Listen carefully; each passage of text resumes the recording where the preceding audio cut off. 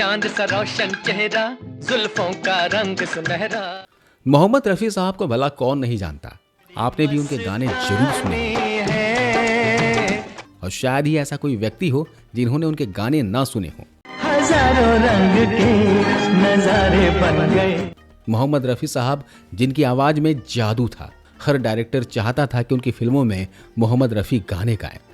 मिल गए नैना से नैना, ओए क्या बात हो गई। हर अभिनेता और अभिनेत्री चाहती थी कि मोहम्मद रफ़ी की आवाज़ उनकी फिल्मों में हो। अगर एक भी गाना मोहम्मद रफ़ी का आया तो उनकी फिल्में हिट हो जाएगी। पास आओ तो चैन आ जाए। चाहे प्रेम का अल्हड़पन हो, दिल टूटने का दर्द हो, प्रेमिका से इजहार मोहब्बत हो या सिर्फ उसके हुस्न की तारीफ हो, मोहम्मद रफ़ी साहब का कोई सानी नहीं था। मोहब्बत ही नहीं, इंसानी जज्बात के जितने भी पहलू हो सकते थे, दुख, खुशी, आस्था या देशभक्ति या फिर गायकी का कोई भी रूप हो, भजन, कव्वाली, लोकगीत, शास्त्रीय संगीत या गजल, मोहम्मद रफ़ी ने गायकी में सभी भावनाओं को बखूबी निभाया। ये सच है कि मोहम्मद रफ़ी साहब जैसा फनकार न कभी हुआ और न कभी होगा। दोस्तों, मोहम्मद रफ़ी साहब से जुड़े इतने किस्से मशहूर हैं जिसे बता पाना इस एक वीडियो में नाकाफ़ी होगा। आज की इस वीडियो में हम आपको एक ऐसे ही किस्से के बारे में बताएंगे जिसे जानकर आप भाव विभोर हो जाएंगे। तो चलिए जानते उस किस्से के बारे में जिसमें तत्कालीन प्रधानमंत्री इंदिरा गांधी को कहना पड़ा, रफ़ी अब चुप भी हो जाओ, अब मैं एक शब्द भी बर्दाश्त नहीं कर सकती। आखिर रफ़ी साहब ने ऐसा क्या कर दिया था? दोस्तों, आर.के. बैनर से एक फिल्म प्लान हुई। फिल्म का नाम था अब दिल्ली दूर नहीं। फिल्म की स्टोरी कुछ यूं है। इस फिल्म में एक बच्चा अपने पिता की फांसी को टालने के लिए प्रधानमंत्री से मिलने के लिए चल पड़ता है। प्रोड्यूसर राज कपूर साहब को अच्छी तरह से पता था कि प्रधानमंत्री चाचा नेहरू बच्चों से बहुत प्यार करते हैं, तो उनके मन में एक विचार आया, क्यों ना इस फिल्म में प्रधानमंत्री के कैरेक्टर के लिए असल प्रधानमंत्री को ही दिखा दिया जाए। उन्होंने प्रधानमंत्री से मुलाकात की और आग्रह किया कि इस फिल्म में वो कुछ मिनट के लिए ही सही, बच्चों के खातिर ही सही, छोटे से रोल को करने के लिए हाँ कह दे। तत्कालीन प्रधानमंत्री ने उस फिल्म में प्रधानमंत्री का रोल करने के लिए मान भी गए थे, पर कुछ ही दिनों के बाद प्रधानमंत्री कार्यालय से राज कपूर साहब के पास एक पत्र के जरिए खबर आई। उसमें लिखा हुआ था कि किसी देश के प्रधानमंत्री को किसी फिल्म में काम करते देखना पूरी दुनिया में गलत मैसेज जाएगा। लोग कहेंगे कि अपने चुनावी प्रचार के खातिर एक प्रधानमंत्री ने फिल्म में काम किया। इधर एक तरह से राज कपूर साहब का सपना अधूरा रह गया। मगर असल कहानी की शुरुआत तो अब यहीं से शुरू होती है। 27 मई 1964 को पंडित जवाहरलाल नेहरू का देहांत हो जाता है। पूरे देश में शोक का माहौल था। बच्चे, बूढ़े, जवान सभी बहुत दुखी थे। हिंदी सिनेमा को गोमती के किनारे जैसी ऑल टाइम क्लासिकल फिल्म देने वाले सावन कुमार टाग भी पंडित जवाहरलाल नेहरू के बहुत बड़े प्रशंसक हुआ करते थे। सावन कुमार के मन में अब दिल्ली दूर नहीं फिल्म के विचार से ही एक और विचार आया। उन्होंने सोचा, क्यों न अपने आदर्श पंडित जवाहरलाल नेहरू को ध्यान में रखकर एक फिल्म बनाई जाए, जिसमें एक बच्चे के माध्यम से नेहरू जी के प्रति संपूर्ण भारत को एक संदेश दिया जाए। देश के चुनिंदा कलाकारों को इकट्ठा किया गया और फिल्म बनाई गई। फिल्म की कहानी में कुछ यूं था कि एक बेसहारा बच्चे को एक विद्यालय के प्रधानाचार्य गोद ले लेते हैं। उसे बहलाने के लिए उससे बताया जाता है कि पंडित जवाहरलाल नेहरू उनके रिश्तेदार हैं। बच्चे के मन में यह बात घर कर जाती है और बच्चा राजू, जो कि अकेले ही अपने चाचा नेहरू से मिलने के लिए दिल्ली निकल पड़ता है। पर जब वह कठिनाइयों से गुजरता हुआ चाचा नेहरू के पास पहुंचता है तो उसे पता लगता है कि चाचा नेहरू का निधन हो गया है। फिल्म नौनिहाल की तैयारियां होने लगी। फिल्म के साथ साथ उस फिल्म में नेहरू जी पर ही डेडिकेट एक गाने की भी बात हुई।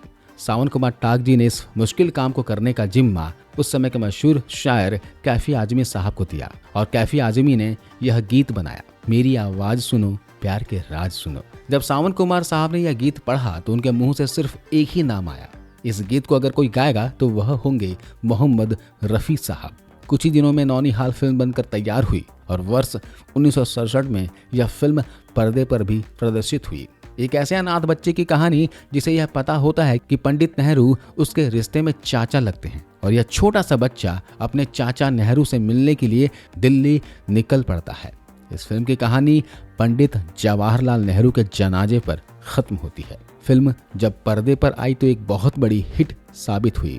फिल्म के सक्सेस को देखते हुए फिल्म के डायरेक्टर राज माब्रोस और प्रोड्यूसर सावन कुमार ने कहा, क्यों न हम भारत सरकार से आग्रह करें कि इस फिल्म को पूरे भारत में टैक्स फ्री कर दिया जाए। पूरी टीम के मन में यह विचार आया कि उस समय के तत्कालीन प्रधानमंत्री से क्यों न मिला जाए और उनसे ही आग्रह किया जाए कि यह फिल्म उनके पिता पंडित जवाहरलाल नेहरू पर समर्पित है और इसे वह पूरे भारत में टैक्स फ्री कर दे।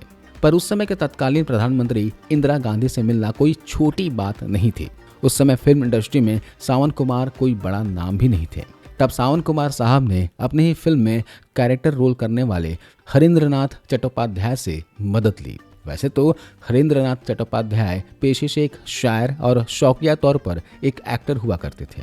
उनके इंदिरा गांधी से बहुत अच्छे संबंध थे। हरेंद्रनाथ चट्टोपाध्याय मशहूर कांग्रेस नेता सरोजिनी नायडू के छोटे भाई थे। हरेंद्रनाथ चट्टोपाध्याय के नज़दीकी संबंधों के बदौलत प्रोड्यूसर सावन कुमार, डायरेक्टर राजकुमार बोस और म्यूजिक डायरेक्टर मदन मोहन ने इंदिरा गांधी से मुलाकात की और उन सभी ने मिल यह आग्रह किया कि मैडम क्यों न इस फिल्म को टैक्स फ्री कर दिया जाए।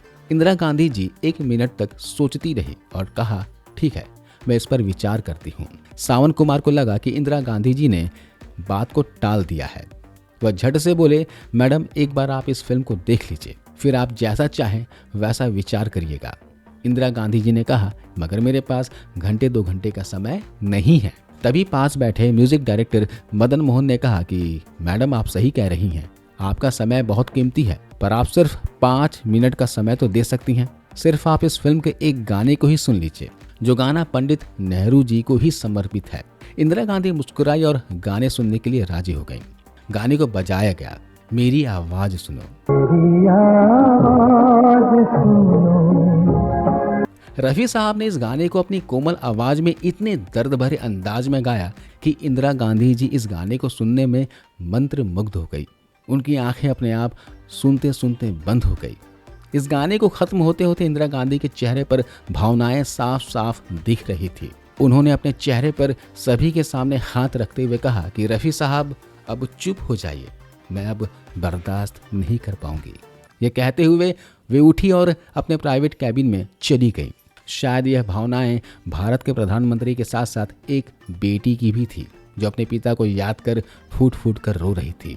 बाहर सावन कुमार, हरेंद्रनाथ चट्टोपाध्याय, म्यूजिक कंपोजर मदन मोहन सभी बैठे हुए थे, क्योंकि उन्होंने इस दृश्य की कल्पना नहीं की थी। कुछ देर के बाद इंदिरा जी के सेक्रेटरी बाहर आए। उन्होंने कहा कि आप जाइए, आपका काम हो जाएगा। अगले दिन भारत सरकार ने फिल्म नौनिहाल को पूरे देश में टैक्स फ्री कर दिया। तो ऐसे थे हमारे मोहम्मद रफ़ी साहब, जिसने देश के सबसे प्रखर प्रधानमंत्री से वह करवा लिया जो शायद सावन कुमार जैसे प्रोड्यूसर डायरेक्टर कभी करवा ही नहीं सकते थे। आपको मोहम्मद रफ़ी साहब की आवाज़ कैसी लगती है, आप कमेंट करके जरूर बताएं। मिलता अगले वीडियो में। जय हिंद।